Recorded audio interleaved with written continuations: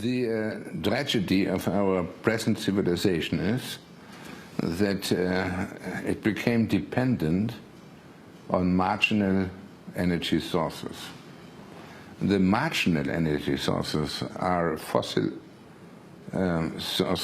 resources and nuclear, based on the raw material uranium.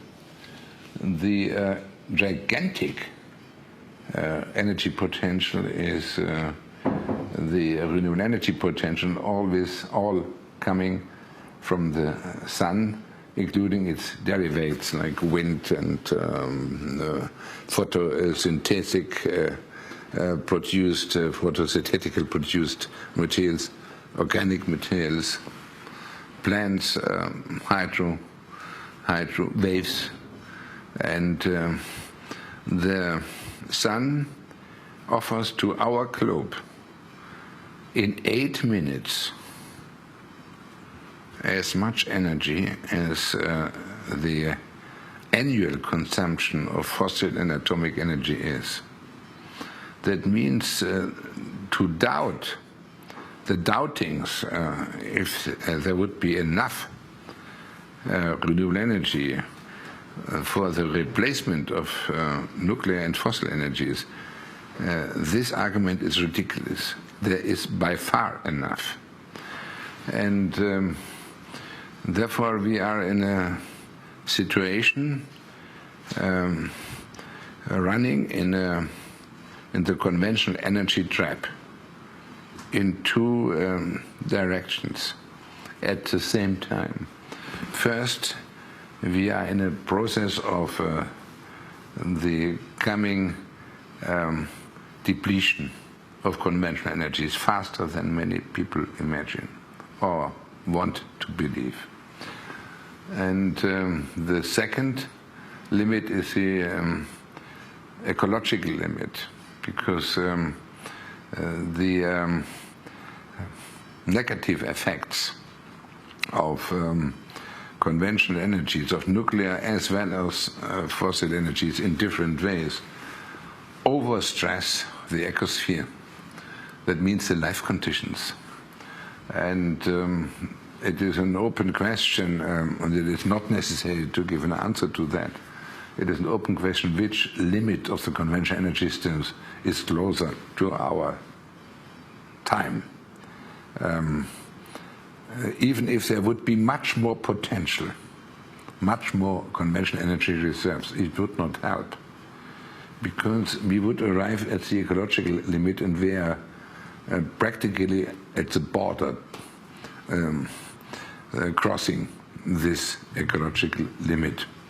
Therefore, we can only recognize, and we must recognize, we have to replace the conventional energy consumption not only in the future at a specific time. We have to replace it in the run of the next 20 to 25 years. This is the main challenge of civilization, to do that. How do you do it? The big mistake in the energy debate is that most people think, because they believe that there is a monopoly and the expertise for all energy activities in the hand of the existing energy players. Many people, including governments, including many scientists who get their orders for studies from them, they believe and think that the present energy suppliers, the present energy trusts, the companies, they should organize the transformation. And this is a big mistake,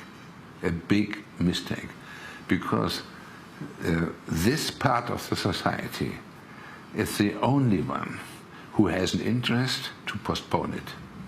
The only one. All the others have an interest to speed it up. But as long governments think that it should be left to the energy companies, we will lose the race against time. The Financial Times says German photovoltaic cell installations last year amounted to more than 1/2 of those in the world. Right.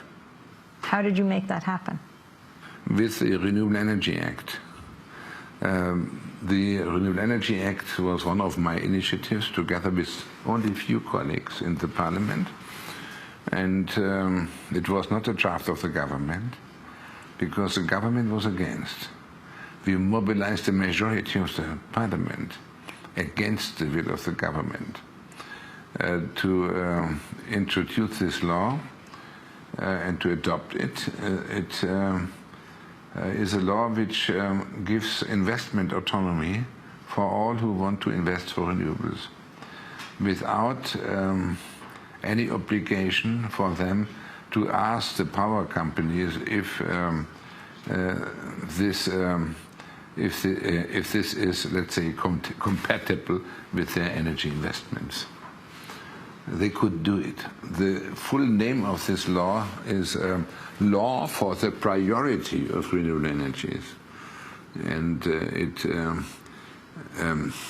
constituted a special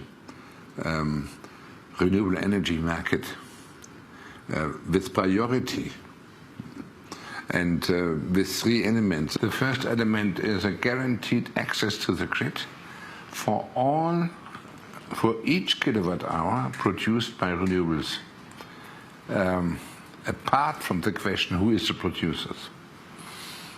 The second element is a guaranteed fee for that, because without that there would be no investment security. That means we made an obligation to give them a fee, and we enumerated this fee, very precise, and in order to avoid discrimination. The third element is no cap for that. And this created the investment autonomy, and more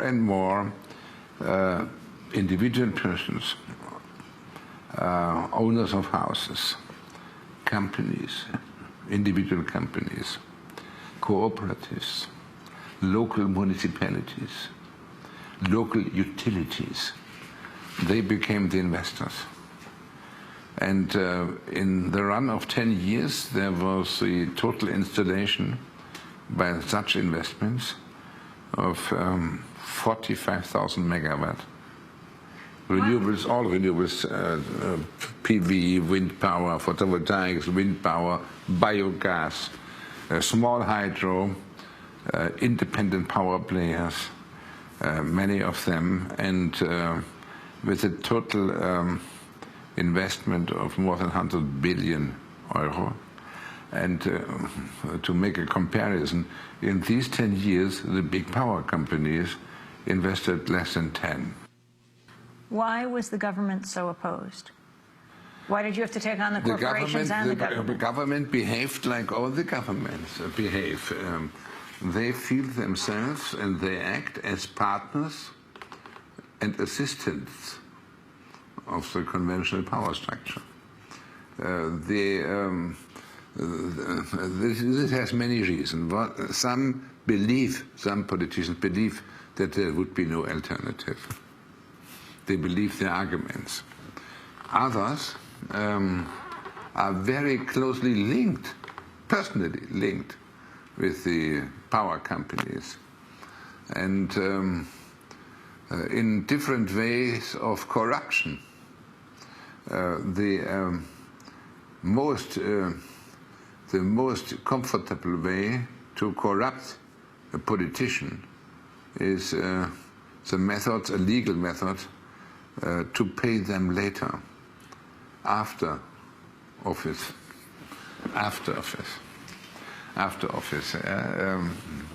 after leaving government, then hiring him for the board. And this is a very popular, a very usual way of, let's say, legalized corruption.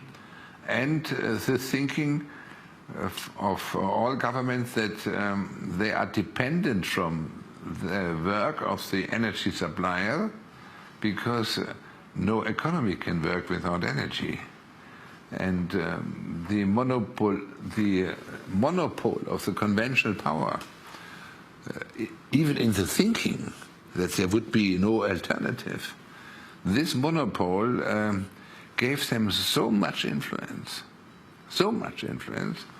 that many governments are puppets. Governors are puppets in the hand of these power companies. Would you put the United States into that category? In the same category. Look what happens when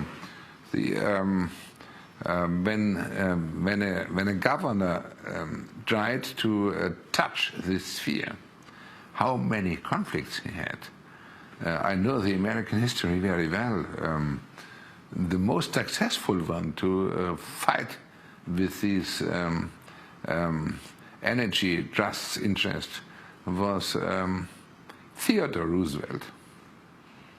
He destroyed Exxon and separated it in different parts. He broke up the Standard Oil cartel. Yeah, that was the predecessor. Yeah, he broke up the Standard Oil company. He fought it against, because this endangers the society. This endangers the public interest. Yeah, they become too strong, stronger than government, and this is not tolerable. And he was totally right. And all who followed this example, the next who tried to do it was Clinton, but he gave up very early, because he wanted, his first step was to introduce a kind of eco tax in his first year of his presidency. And big oil and others and big coal, they tried to influence the Congress members of the Democratic Party in their electorate. If you vote for that, then we make a campaign for against you in your next election campaign. So in different ways they tried to influence them, and therefore Clinton didn't get a majority for that. And the same happens now. I believe President Obama that he wants to organize this shift, but the resistance against this is very brutal, very brutal. Small, perhaps symbolic thing in the last weeks with Jimmy Carter in 1979. Jimmy Carter the same. Jimmy Carter was the same story. Jimmy Carter tried to do it, but then he got so much opposition against this by the energy cartels and their influence into the political structure in the Senate, in the House of Representatives, that he could not push it through, really. Well, he did put solar panels on the White House at the end of the 1970s. Yes. Reagan took them down. Not at the end. It was he installed a solar panels. A solar panel. He installed a solar panel at the Solstice Day in 1977, in his first year as president. Well, students now, together with Bill McKibben, the environmentalist, tried to bring those solar panels back to the White House. Your reaction to that? I believe that he wants to have this energy change. I believe that. I trust him, but I think the only